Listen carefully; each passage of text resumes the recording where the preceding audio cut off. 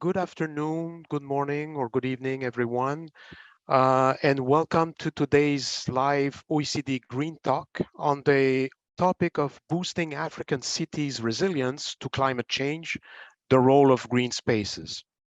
My name is Alain Desserre, and I'm the Acting Director of the Environment Directorate at the OECD. I will be moderating this event today. First, let me give you just a quick rundown of the agenda and housekeeping rules. So what we'll do, we will start with first a brief intervention from my colleague Jean Zunzi, who's the Deputy Director from the Sahel and West Africa Club at the OECD. This will be followed by presentation of key projections and findings from the report that will be the object of discussions today.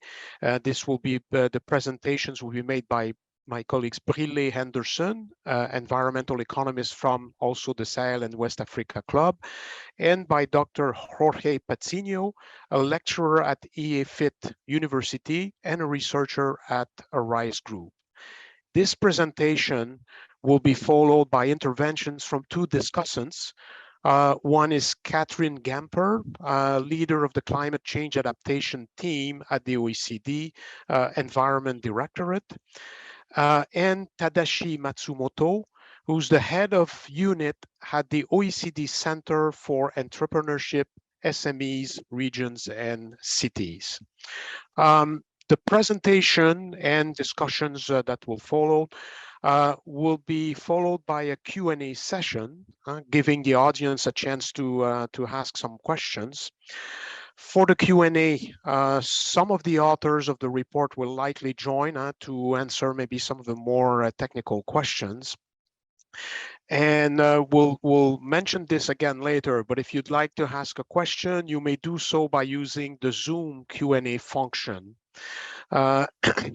I will then ask as many questions as possible to our speakers during this Q&A session. I'll try to convey as many as the questions as possible to the speakers. So without due delay, let me now pass the floor to Jean Zunzi from the SWAC. Jean, floor is yours. Thank you, Alain, and thank you, dear participants, for joining us for this important event. The Sahel and West Africa Club is an independent international platform created in 1976 and which secretariat is hosted at the OECD. Our mission is to promote regional policies that will improve economic and social well-being of people in the Sahel and West Africa. Cities in Africa are facing a period of rapid urbanization and climate stress. Depending on how these two phenomena evolve, cities could become potentially unlivable. This analysis aims to support cities moving forward to ensure the quality of life of city dwellers in the face of rapid urbanization and climate change by filling in data gaps and illustrating the future role of green spaces can play in managing pollution and coping with heat waves. Preserving and increasing urban green space is a considerable challenge in light of other visible matters like poverty, food insecurity, transport, and informal housing. However, improving and increasing urban space is at the same time a great opportunity for us. One of the truly novel contributions of this report is that it fills a significant gap by producing data and evidence for local actors on the availability of green space in over 5,625 cities, even for urban agglomeration of only 10,000 inhabitants and above. This data will be made available on OECD SWAC platform and regularly updated. I would say, personally, I would say that this should be a gold mine for urban planners and other policymakers in Africa. Many thanks for your attention. I will now hand the floor back to my colleague Alain. Alain, the floor is yours, and many thanks. Thank you, Jean, for these opening remarks. So now I would like to give the floor to Brilé Anderson and Jorge Patiño, who will be presenting. Again, Brilé is an environmental economist at SWAC, who helps West African cities to urbanize sustainably and resiliently. Dr. Patiño's work make use of spatial analysis tools to better understand environmental issues. Over to you, Brilé, to start, and then to pass the floor to Jorge. Thank you so much. Can everyone see my screen? Yes, we do. We do. Perfect. So thank you for the introduction, Alain and Jean, and I'm extremely grateful to be presenting our work on green spaces in African cities today. I will start the presentation and then hand over to Jorge, but there are two other members of our team who are in the audience, Marie and Raphael, who also made valuable contributions to the work. So I would like to just start. Today, I'll be introducing sort of the context of these two phenomena facing African cities, both rapid urbanization and climate change. I'll be talking about the role that green spaces can play and how we filled in this data gap that Jean already mentioned. Then I'll move on to talking about the dynamics between urbanization and green spaces. And then Jorge will concentrate on two ecosystem services that green spaces provide. On the one hand, improving air quality and absorbing air pollution. And on the other hand, how green spaces can help cities cope with heat waves. So I would like to start just by illustrating sort of the consequences of climate change that cities in West Africa are facing.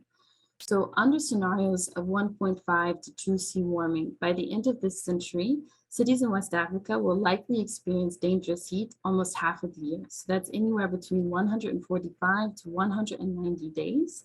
These cities will be facing above average temperatures. And that means that there will be increasing heat-related illness, heat-related mortality, heat-related losses of productivity. In addition, the African continent is going rapid urbanization. So my colleagues at Africopolis, which is based in SWAC, track the number of urban agglomerations across Africa. So as mentioned by Jean, that's an urban agglomeration is 10,000 people or more, or where buildings are less than 200 meters apart. And so in 1950, there were about 635 urban agglomerations. And in 2015, there were 7,739 urban agglomerations in Africa. And inside these urban agglomerations, about 574 million people live. By 2050, we expect an additional 950 million people to be living in urban agglomerations in Africa. So not only will these cities experience extreme changes from climate, and they'll face overlapping risks, so not only heat waves, but also floods and droughts, heavy rains, but at the same time, more and more people are moving into cities. For these reasons, we see green spaces as an emerging priority on political agendas. And this is because they can boost climate resilience and help attenuate the impacts of heat waves and floods. In addition, they can limit the impacts of coastal erosion and landslides. They can protect biodiversity as well as improve air quality and absorb carbon, all of which improves public health. And this is why we see green spaces emerging as a priority in Sustainable Development Goals as Target 7 under SDG 11. Green spaces featured prominently in the African Union's Green Recovery Action Plan for the next 5 years. It also emerged as a priority after Africité which is a meeting of mayors every 3 years. And one of the points of action was to conserve green space in cities for urban resilience. In addition, we see a number of initiatives at the local level appearing in West Africa and elsewhere. One example is in Freetown, where they're aiming to increase vegetation by 50% above 2018 levels by 2022. However, for local actors to know the role that green spaces can play in their future and whether it can be a tool for resilience and sustainability, they need to understand what is the availability of green spaces.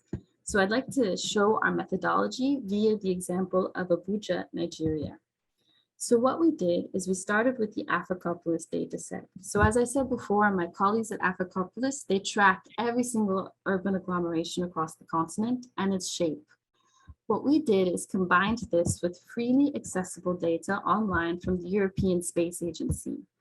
And so now what you have is the outline of Abuja, but all the land cover in Abuja is classified into 11 different types, as trees, as shrubs, as grasses, as crops. And then what we did is we extracted all of the land classes related to green space. So that's what you see here. Right now you have the map of Abuja again, but this time you only see the green spaces available. And from here, we can create an estimate of how much of the urban footprint is covered in green space. For Abuja, this is about 20.4%. So we were able to calculate this for about 5,625 urban agglomerations out of those 7,700 that we've identified in the Africopolis database. And that's what you see on the left-hand side of your screen. So this is a map of the African continent overlaid on a satellite image. And this shows the amount of green space across cities. So purplish color means between 0 and 20%, while yellow symbolizes between 80 to 100%. And what you can see is that there's substantial heterogeneity across the region, across countries, across climatic zones. And as Jean already said, we hope to update this data set over time. So with further releases of the Africopolis data set and with the European Space Agency, we hope to be able to provide a temporal indicator to policymakers. And on top of that, this is situated in a much larger project. So we are designing a course with the United Cities and Local Governments of Africa. They have an academy for local actors. So we'll be sharing our methodology and sharing how this could help inform policy. And so all of this data will be feeding into that course. And we're working with researchers at the University of Ghana to sort of further contextualize our results. One of our key areas of interest was how is the availability of green space impacted by urbanization and by urban form. And by urban form, we mean the fragmentation of the built environment, sprawl, compactness. There are obviously a number of things that impact the availability of green space, from the humidity, the climate, the topography, how close it is to a border or coast. We decided to concentrate on urban form and urbanization because this is something that's actually within the purview of local actors. And what we started with is by looking at the relationship between sprawl and green space. So this is those 5,625 cities I showed you before. And on the x-axis, which I've just highlighted here, is the level of sprawl in each of those cities. 0 means a more compact urban environment, and larger numbers mean a more sprawling urban environment. On the y-axis, you have the fraction of urban green area that I just showed you on the previous map. And what you see is that more sprawling cities have more green space, or conversely, more compact cities have less green space and a loss of ecosystem services. And this isn't so surprising. We see this in a number of regions around the world, from Latin America to Asia. However, what we found is interesting is that city configuration matters. And so I'd like to talk briefly about a report released by the World Bank last year called Pancakes to Pyramids. And what this report did is it looked at building heights across the city to see how efficiently land was being used. So here, a 0 is the city center, 1 is 1 kilometer away from the city center, 2 kilometers away, and so on. And what you can see in Mexico City is that the buildings are higher in the city center than other points in the city. And so this would be classified as a pyramid according to the World Bank, or pyramid-like structure, whilst in Africa it's much flatter, it's more of a pancake. So we tried to integrate this type of information into our model, since we have all of the buildings data for every single city in Africa. And what we have here is on the x-axis is a pancake to pyramid variable. If you're in the yellow region, that means that the buildings in the center of the city are smaller than the rest of the city. If you're in the purple region, it means that the cities in the center of the city are larger. A value of 2 would be twice as large, a value of 3 times as large. And again, on the y-axis, you have the fraction of urban green space. And what we see is that the higher density in the city center, the more green space, which means for policymakers that as you urbanize and as more people move into cities, if you can build up and build higher buildings at higher density, it can limit the loss of green space in the city. And with this, I'm going to hand it over to Jorge. Thank you, Brilé. Let me share my screen.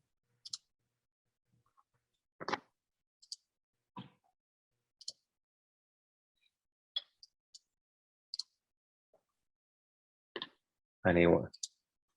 It's good. Go ahead. Thank you very much, Helen. Thank you. So does urban green space help reduce air pollution?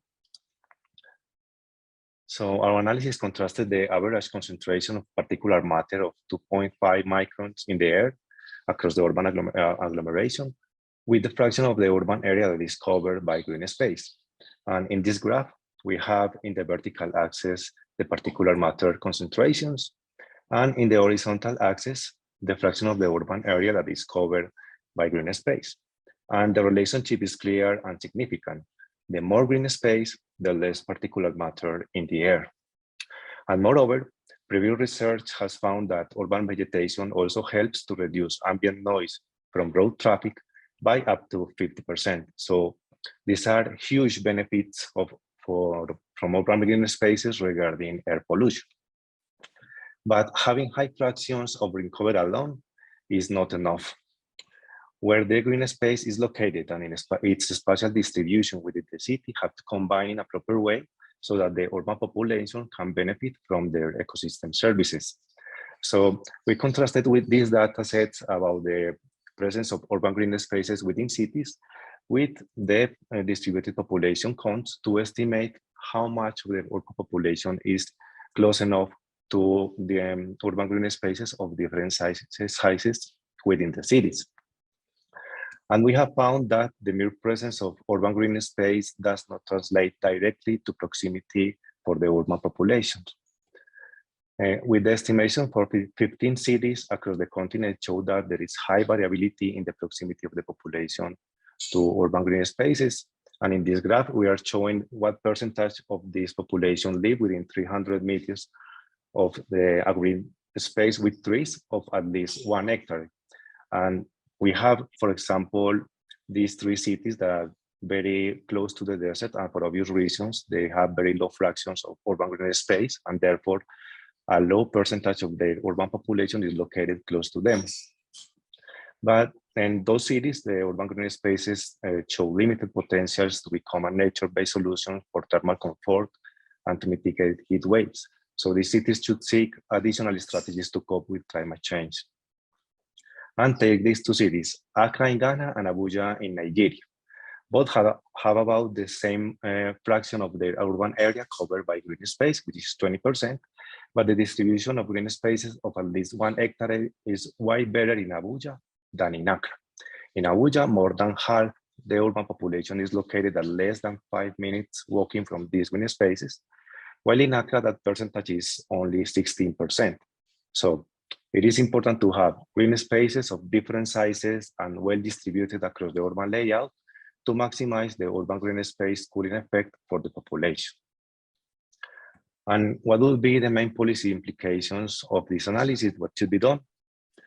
So first, aim for vertical growth in the already built up areas and close to existing green spaces. This will help to preserve green spaces at the same time that more people will enjoy their benefits.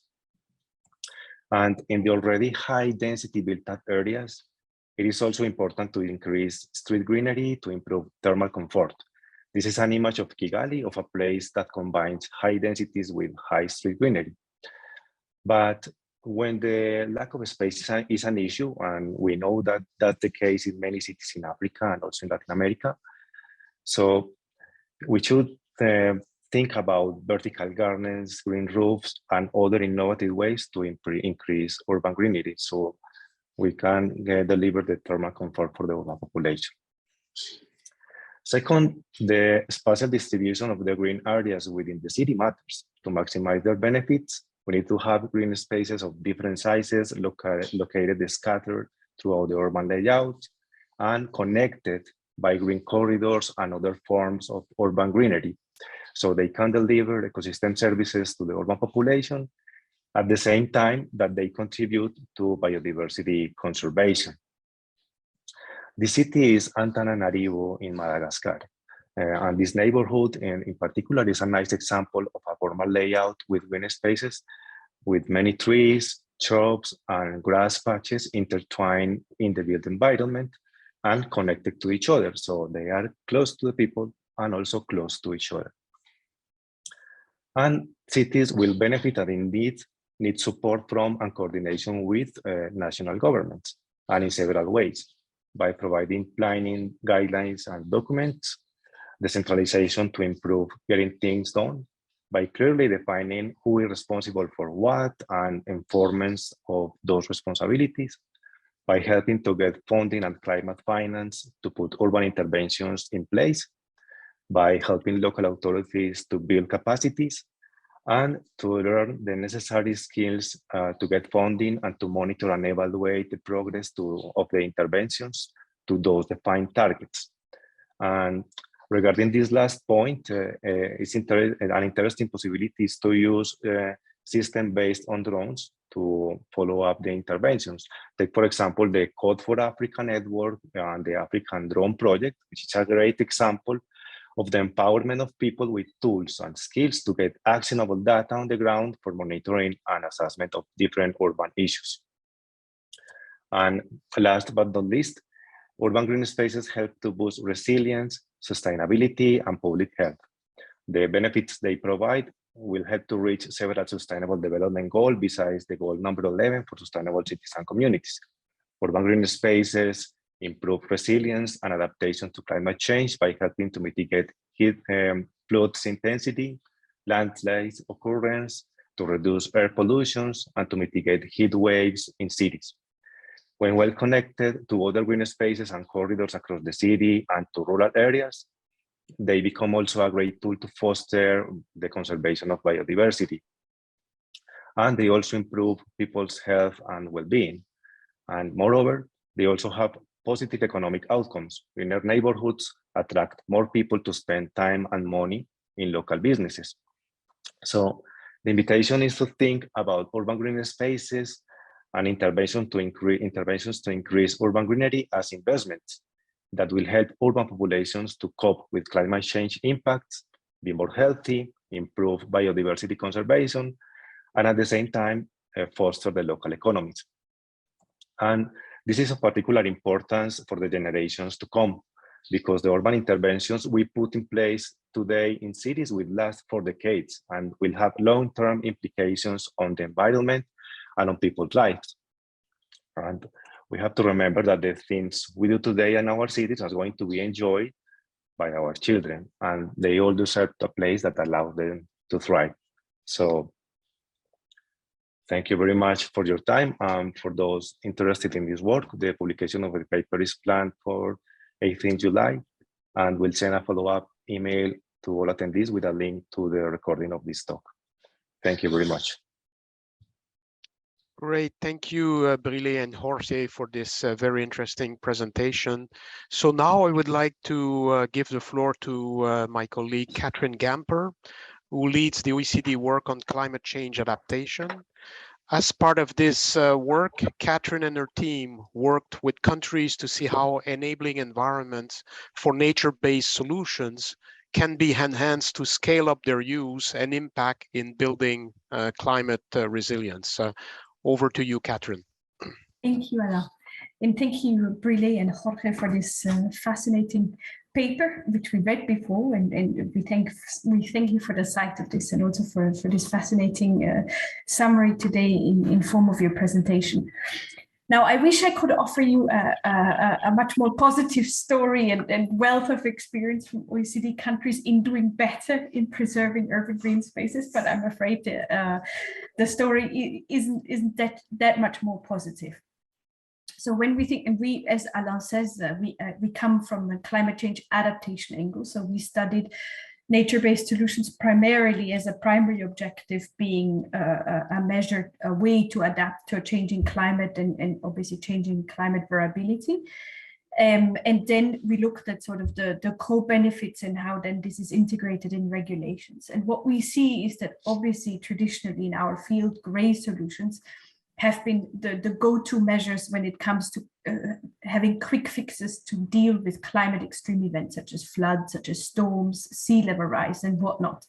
Why? Is because we know how much they cost. Engineers even know how to cost them. We know how to integrate these costs in procurement and public tenders.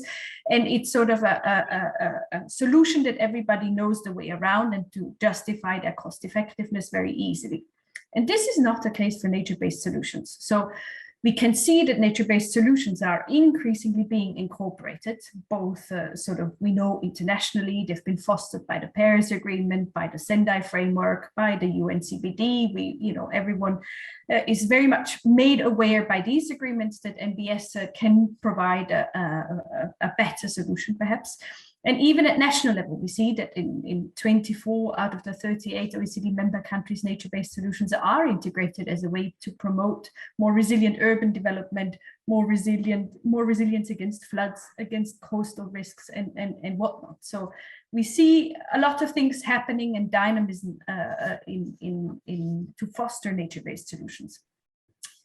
And we also see from the work that we've done that while it takes longer for nature-based solutions to materialize their benefits, I think there are multiple ways in which they help us address societal challenges, many of which have been mentioned by Brilé and Jorge this afternoon, such as problems with health, problems with dealing with climate extreme events, problems with losing biodiversity, and whatnot. It is recognized that they provide multiple benefits. So if we look, for example, at wetland restoration, we see that this can effectively help us reduce flood risks. We see that it enhances biodiversity, it provides for a massive carbon sink, and it can increase human well-being on multiple fronts, not just on air pollution, but also in terms of leisure and whatnot.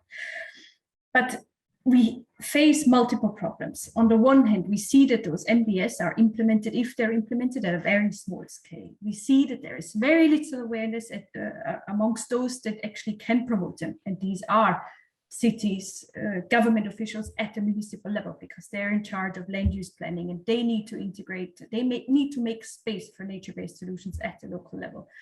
We have a lack of technical capacity. So those that traditionally implement green engineering measures, they don't know how to go about nature-based solutions, with whom to talk to, how effective they are. And hence there's a huge need to demonstrate the benefits to those that are in charge of actually promoting them. And what we often hear is that the biggest stumbling block is that we can't quantify the benefits. So we all know that it's good for our health, it's good for leisure, it's good for the environment, it's good for agriculture, it's good for attenuating extreme heat in cities, but we can't put a number on it. And this is really, really challenging for everyone.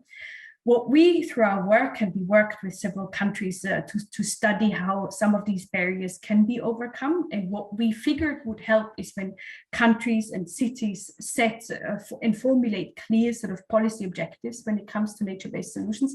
So not just promote green spaces, but to say, by this time, we want to have this share of green spaces, and we articulate this in regulatory instruments such as spatial planning guidelines from the national to the local level. We promote this in building codes, so we make it clear what material to use in what kinds of infrastructures and in what kinds of types of houses, so as to promote them more clearly.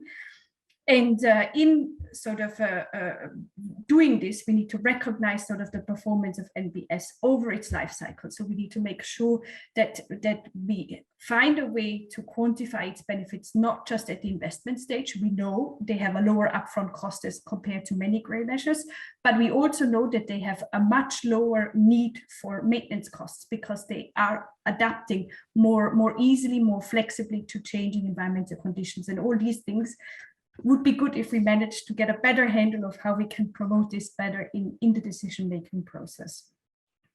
Bless you, Anna. And yeah, we don't have a lot of time, but for anyone who's more interested into some of the insights that OECD countries can provide, we would invite you to look at our reports, and we can put them in the chat function as a link for you. Thank you very much, Brilé and Jorge again. Okay, thank you, Catherine, for your insights and sobering thoughts. Now I would like to invite Tadashi Matsumoto, who leads the OECD work on sustainable urban development and manages the global relations in the city division to jump in. Tadashi provides strategic leadership and oversees the research and analysis on topics related to the zero carbon transition in cities, urban green growth, energy efficiency in buildings, urban resilience, and national urban policies. So Tadashi, please come in. Thank you, Alan, and thank you for inviting me. So I'm from OECD Center for Entrepreneurship, SME Regions and Cities, where we're supporting governments to make cities more resilient and sustainable. And it was a great pleasure to have an opportunity to review this paper, this report. So I appreciate the paper, of course, from several novel perspectives that the report provides. Particularly, I think it was a great achievement to propose a new methodology to analyze urban green space in Africa, in particular, making it explicit that availability and accessibility of urban green space is a different thing, and it has an important policy implication. So I have a few points, rather from the urban planning and design point of view, where my work is centered, and I'd like to make a few comments. So the first important point I'd like to mention is a nuanced discussion is a little more nuanced discussion is needed for the relationship between urban density and urban green space. So we see the graphic that several interesting graphics in the presentation. I would like to really focus and emphasize that the density and the green space are not an either or type of choice, and they can coexist. Jorge pointed out this point already. But it's very important that urban planning and design can play a vital role in avoiding monotonistic urban high-density neighborhood, and then create sufficient levels of density with green space, which has a multiple benefit, as we all know. Compact city urban development, or compact city concept should not be understood as a sacrificing concept of green space, but it's more like a successful compact city model already automatically should build in green space and more generally urban amenity within the development concept. So that is quite important. Because I see, of course, urbanization continues, and then I wanted to cite one number here, that over the last 40 years globally, the population has increased to 1.8 times. It's about 2 times. But actually, the built environment, meaning like urban built-up area around the globe, has increased to 2.5 times. So it's much faster growth than the population. This is very important to, in a climate change consideration, and also, preserving urban green space near the or near people, where people live. One point on pancake and the pyramid. We had a compact city study. It's a little old, but we can share the report. In this policy, we are actually promoting something like a more rectangular shape. It's not like a pyramid like this, decreasing density, quickly from the center to the periphery, but it's more like, medium density, going broader from the center to the, mid to the periphery area, where we see different cities like Canada, Vancouver has this type of model compared with many US cities. And you can call it chocolate cake, perhaps. I don't have a very good, analogy here, but this is something that we could also consider in terms of the urban shape. To close, I also like to highlight the scale issue. So this is also linked to the accessibility to green. Scale meaning that you can also consider urban-rural continuum and the role of suburban green space. Accessibility, again, is very important, but also connectivity between urban center and then suburban area is quite important as city becomes larger.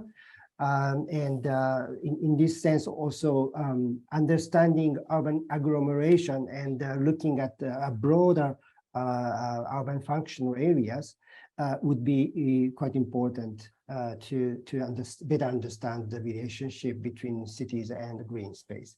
So thank you very much for this opportunity again. Thank you, Tadashi, for these very good, interesting remarks. As a Canadian, I like the idea of thinking of Vancouver as evoking the notion of chocolate cake. One more, if this is what you mentioned. But thanks again. So now we come to the part where we can allow for Q&A from the audience. So you have an opportunity to ask questions. To do so, please use the Zoom Q&A functions to post your questions. Now, while we give a few minutes and wait for some of the questions to come, I have a number of questions myself that I'd like to turn to the speakers, and maybe start with you, Brilé, and following up a bit on some of the points that the two discussants have made. And I was wondering, from your perspective, right, if you could tell us what kinds of challenges local actors are facing when they're working on preserving green space in rapidly urbanizing cities in West Africa. What are they up against mainly?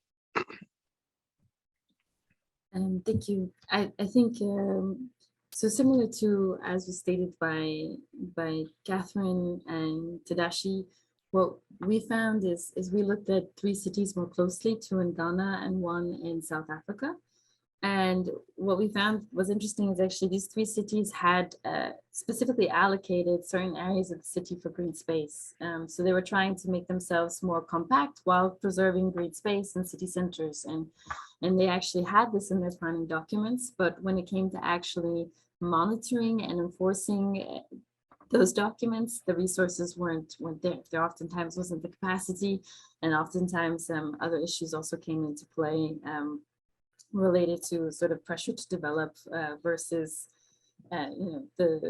these unquantifiable benefits oftentimes that green spaces can provide. So for us, it was also interesting. It was a matter of budget, resources, and so I think that might seem surprising to some that these cities actually did have it allocated in their planning documents. So I think this is definitely a challenge on how you sort of allocate resources, and especially in cities like West Africa, where oftentimes things are highly centralized in West African countries, and so there might not be the resources needed at the local level.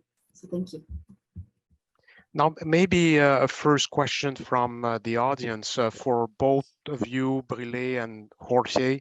How did you define green spaces in the context of your studies? Did you use a generic definition, or did you break it down into typology of some kind? And since we're on definition, what is the level definition of the data set? Can one of the two take up that question? Okay, yeah, we define green spaces from this data set of land cover that was released by the European Space Agency last year. And we are considering green space within cities, those urban land covers that are related to green spaces with trees. Another one is green spaces with shrubs and green spaces with grasses. So these are these three different land cover types that we consider as green spaces in our analysis. Okay, maybe Jorge, since you're there having the floor, you've researched the role that green spaces can play to boost resilience and sustainability in Latin American cities also, right? Before working on Africa, can you tell us some of the key lessons learned that you think could be relevant for African cities? Are these things transposable, what you find in one area to the other? Yeah, absolutely. We think that, for example, one of the lessons from Latin America is to target first the busiest areas of the city. So the benefits that the interventions will bring to the people will be maximized for the urban population, for example. That is one of the lessons. Another one is to establish clear targets for urban green spaces, like, for example, a dedicated percentage of the urban footprint that would be covered on green spaces, or at least some percentage of the urban population that must be located at less than 5 minutes walking from green spaces. So this will help to allocate the resources and to track the progress to reach them. And like I said before, also when planning new projects, look for those areas within the city where you're going to maximize the impact and the benefits for the population.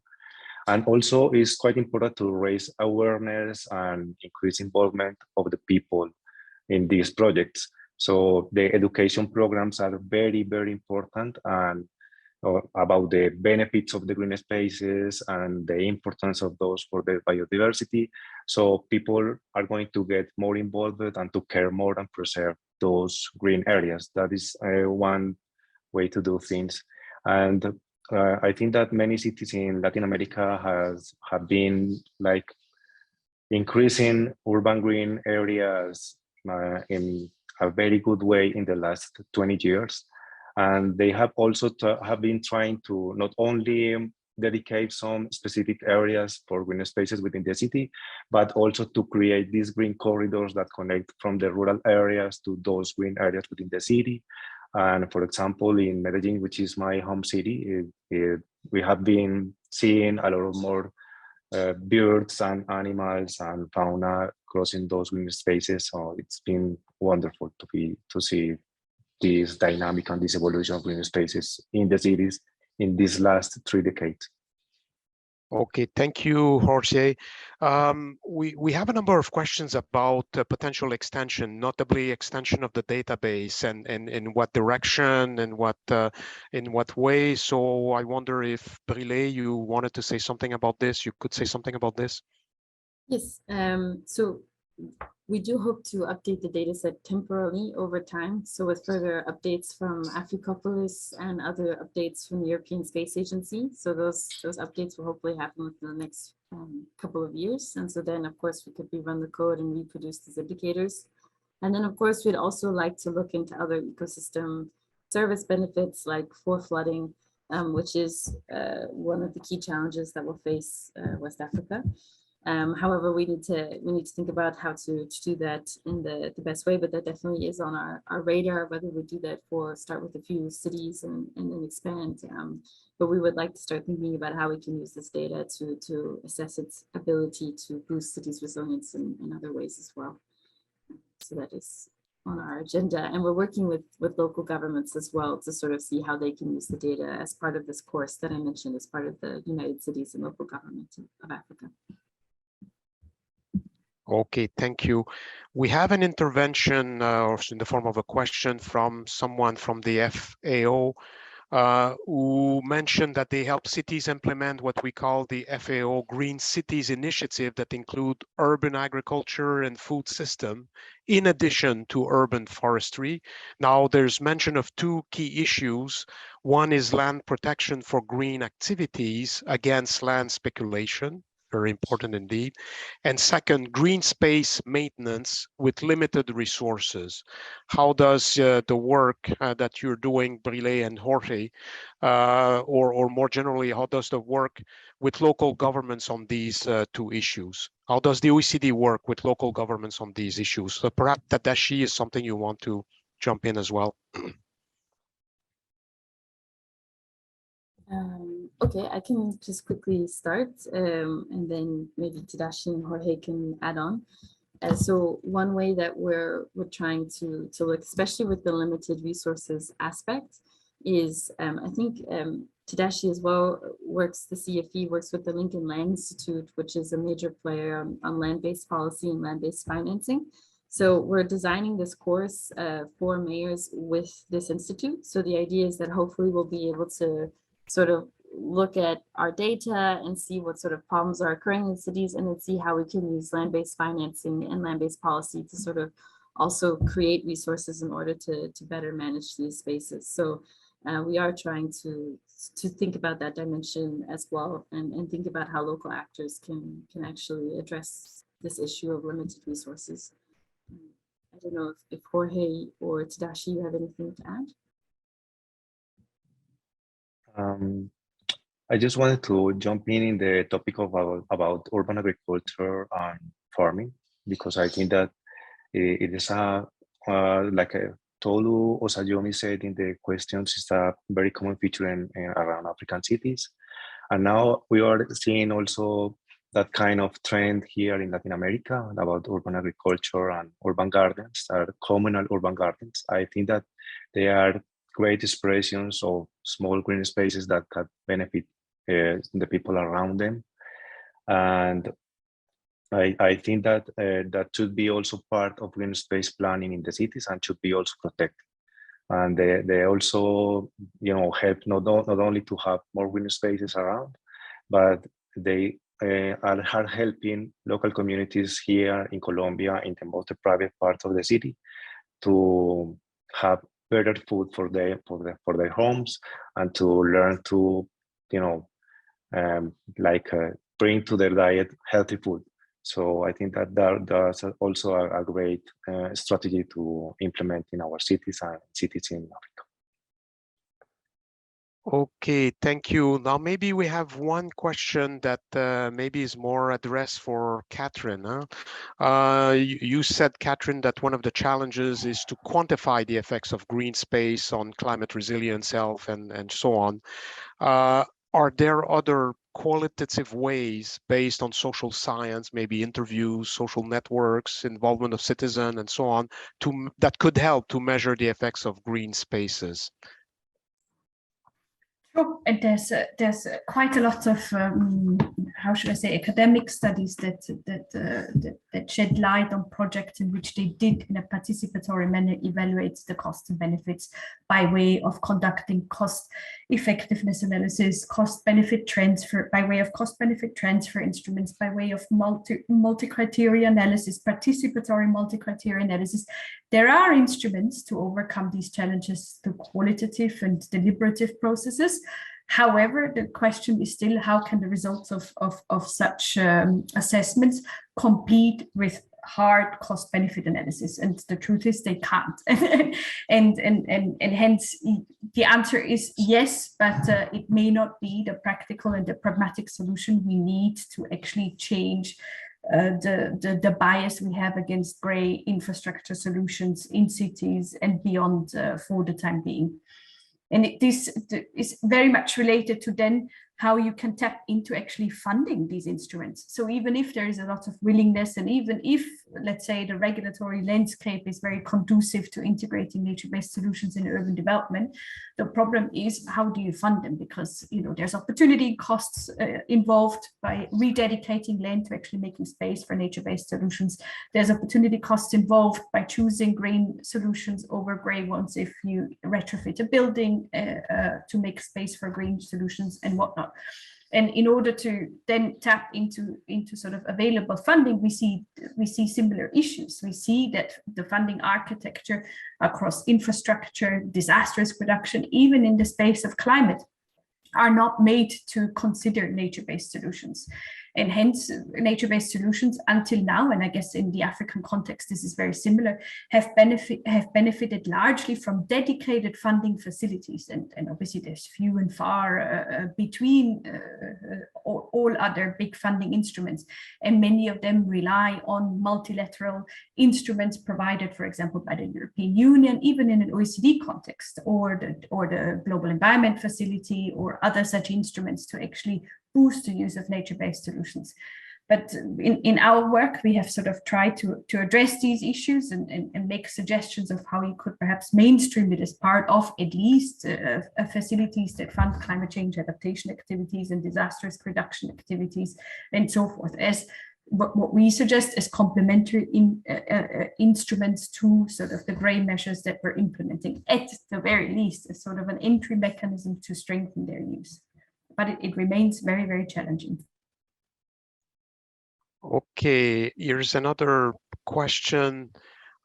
In the context of this work on African cities, and to what extent, say, issues of poor governance and poor physical planning are contributing to the sprawling of cities and uncontrolled developments, and how should this, is there ways to address this problem? So I don't know if anyone wants to tackle this difficult question. Jorge, maybe? Okay. I think Tadashi may also have something Oh, to add Tadashi, on this one. yes, absolutely, yes. Well, I start, maybe Jorge can join. Well, I think I also like to answer a little bit to the last question on land use. But I typed it also in the question and answer. I think land use governance is very, very important concept, and particularly I would like to stress the importance of metropolitan scale governance, because often core cities and the surrounding cities has a conflict of interest, or slightly different interest in developing urban development, and it's very important that the people has a common view and vision. So whenever urban sprawl issue is happening, and then also making it becoming worse, then always in our experience, governance issue is part of the problem. Meaning, if one municipality can handle land use, then sprawl can be more or less managed because there is a land use or master plan system. But when it comes to second or third other municipalities are concerned, then it becomes super difficult. So we need some sort of collaboration or coordination system across municipalities horizontally. Okay, anybody else wants to add on this, or no? It's fine. Jorge, did you want to add something?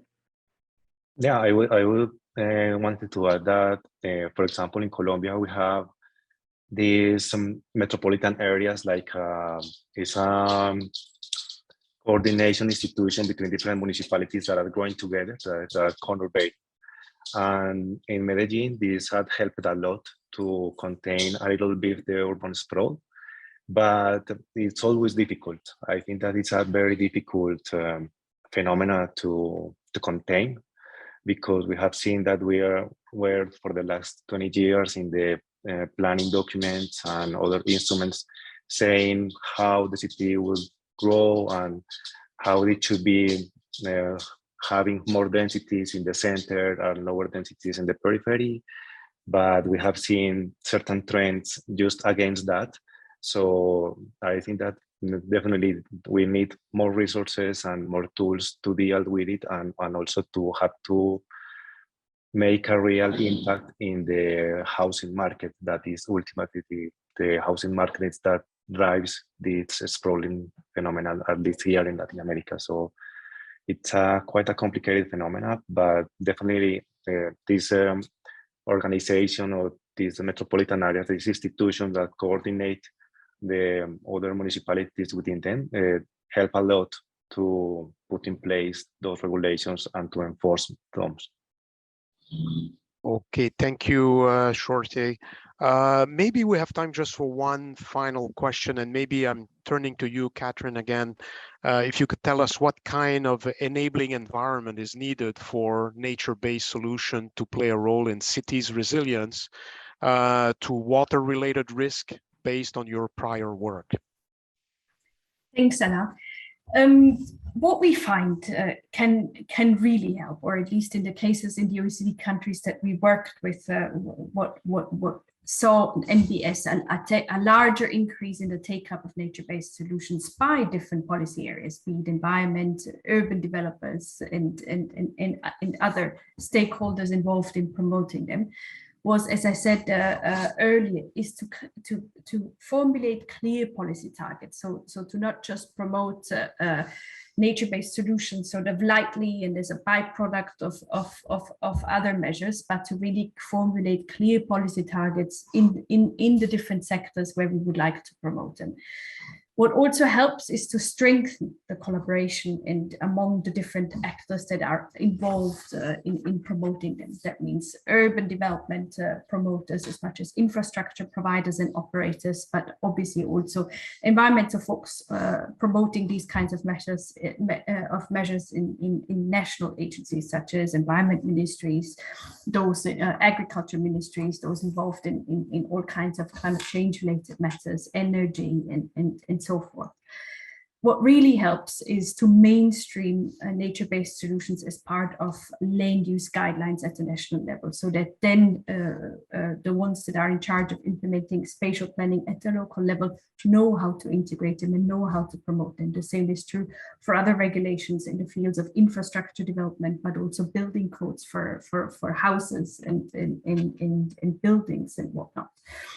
And finally, what we saw in the work that we did is to make sure that we get a better handle of how nature-based solutions perform over their life cycle in comparison to other infrastructure measures, which means to not just look at the upfront costs, which we know are already lower as compared to grey infrastructure measures, but also consider how they perform over their lifetime in terms of maintenance, in terms of costs. You have, for example, when you abandon infrastructure assets, all these costs you don't have for nature-based solutions, and this should be promoted a lot more through the means that we have, be it in procurement processes, be it in budgeting for operations and maintenance, and so forth.